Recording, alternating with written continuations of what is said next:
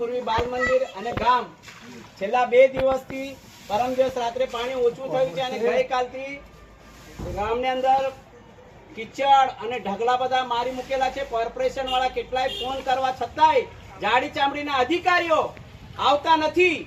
એનું ધ્યાન રાખો. આ લોકો ઉપર મેં મીડિયાના માધ્યમથી કહેવા માંગુ છું કે વોટ લેવા હોય ત્યારે તમે અહીં ઘસીને આવો છો, ના પાડીએ તોય, અને વોટ લઈને જાઓ છો. પણ હવે ક્યાં મરી ગયા બધા? હવે આવો ને અહીંયા. મીડિયાના આ લોકોને ઉગાડા પાડો જાડી ચામડીના ને.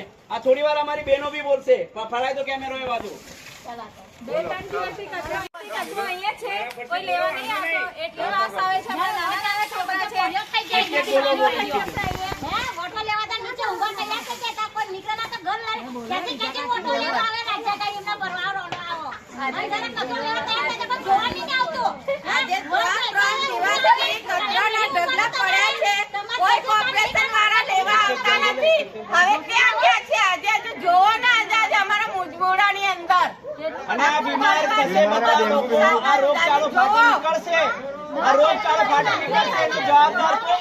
વોટ લેવો હોય તો ફટ દઈને આવે. આજે કેટલી ગંદવાડી આજે મુજવાણાની અંદર આખું મુજવાણા કે ભાઈરો હશે તો એ